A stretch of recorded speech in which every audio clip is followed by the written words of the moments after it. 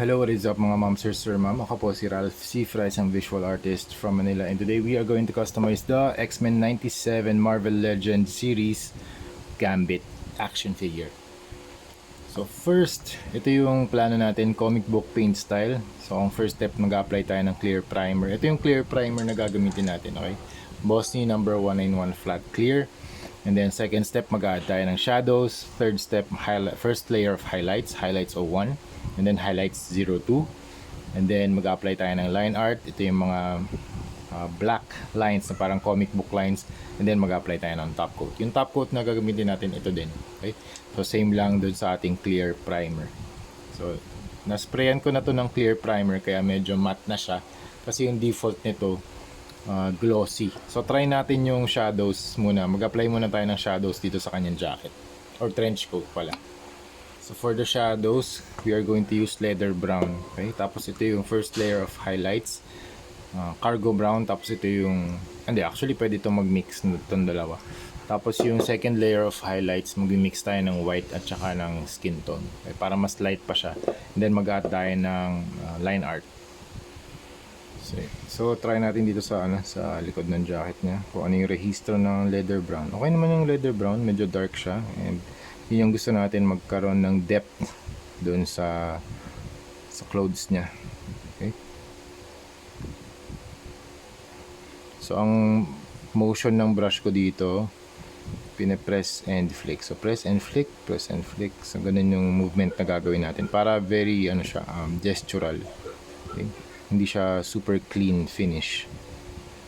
Okay. Pwede tayong mag-extend. You can do something like this. Okay. Para ma-emphasize yung mga folds nung damit niya, ng clothes. Okay.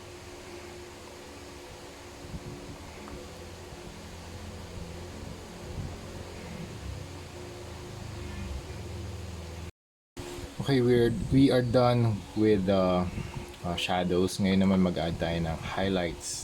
Layer 1 pa lang to ng highlights. So gagamitin natin dito medium skin tone. So ang objective lang natin dito, darks muna, and then apply tayo ng lights, and then another light. Okay, try natin dito. Okay, nice. Lakas yung contrast.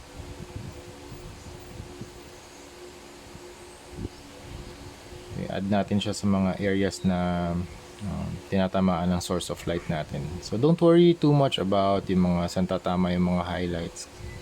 Magiging guide natin dito yung mga ridges. So yung mga folds, nandun yung shadows. Tapos yung adjacent to that, doon natin i-apply yung mga highlights natin.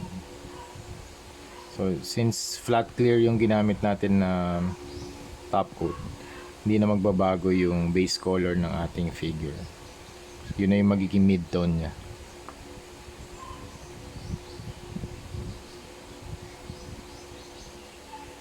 Okay, done na tayo dito sa first layer of highlights. So second layer of highlights na tayo. Mag-add lang tayo ng white dun sa medium skin tone natin. Okay, tapos mix lang natin siya, pero dapat I recommend na mas maraming white para mas malakas yung contrast. Okay, apply natin dun sa mga edges or dun sa mga areas na may source of light. Okay? So don't worry about the highlights. Again, kung saan yung mga position, pwede naman tayo magkaroon ng different sources of light. So don't worry about that. Don't worry too much about that.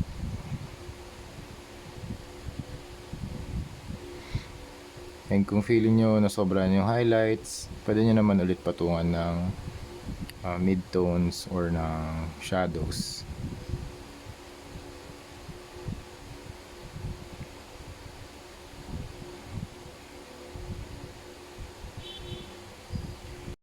Next step, mag-add na tayo ng line art. So yung ginagamit ko ditong paint, black acrylic paint, and yung guide natin dito para sa line art, yung mga ridges kung nasan yung pinaka darkest parts. So kung paano ako mag-drawing sa comics, yun na-apply ko dito. So pwede tayo mag-apply dito ng mga feathering lines, cross-hatching, and mga transition lines na mag-represent nung parang natin, nung gradient. So mga transition lines, cross-hatch, ang gusto ko dito sa brush na to, nakakagawa ko ng different line weights. So you can go, you can paint thick and thin. Tapos meron pa siyang yung pointed na round brush, nakakagawa ka ng pointed na mga na lines. So yun, very gestural din, and hindi siya super clean finish. So yun yung gusto ko dito sa sa technique na to. Very dynamic yung brush strokes niya. Yan, very intentional to na talaga. Kitang-kita yung mga brush strokes ng custom repaint natin. Yan, gagawin lang natin yan all throughout the action figure, pati sa body, sa feet, sa head, sa hair, pati dun sa kanyang hands and weapons. So, demo ko lang muna dito sa coat, and then gagawin ko na offline yung iba't ibang mga parts niya. So, almost done na tayo actually dito sa tutorial natin. After nitong line art, patutuyuin lang natin to, let it cure. Siguro mga 2, 3, 4 hours, and then yan, pwede tayo mag-add dito ng ng mga lines from the bottom. Tapos i-flick lang natin. Yung movement ng brush ko ganun pa rin. Flicking motion pa rin para magkaroon siya ng taper dun sa dulo. Yan. Yan. Tapos you can do some battle damage na mga lines din. Kunwari dito sa side nilagyan natin. Yan. So some X. Okay. So ganun yung technique na ginagawa natin for the comic book paint style. Okay. Tapos after nito, mag-add na tayo ng top coat. That's it. Tapos na. Gawin lang natin to dito sa coat. Sa trench coat niya. Done na tayo sa line art natin, yung black na line art. Ngayon, if you want to add finer line details, gagamit tayo ng Pilot Twin Marker. So, Pilot Twin Marker has two tips. Yung fine, ito yung fine niya. Teka, tanggalin ko. Ito yung fine. And this one is the extra fine. So, extra fine yung gagamitin natin para dun sa mga action figures. So, you can put some extra transition lines. So, super fine na yan.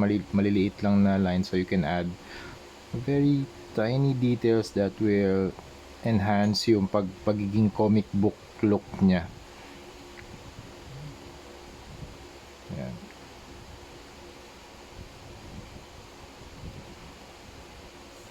So you can add here. Pwede rin cross-hatching. Yan. Maliliit lang na lines. Lalo na dito sa mga folds ng damit niya. Ayan.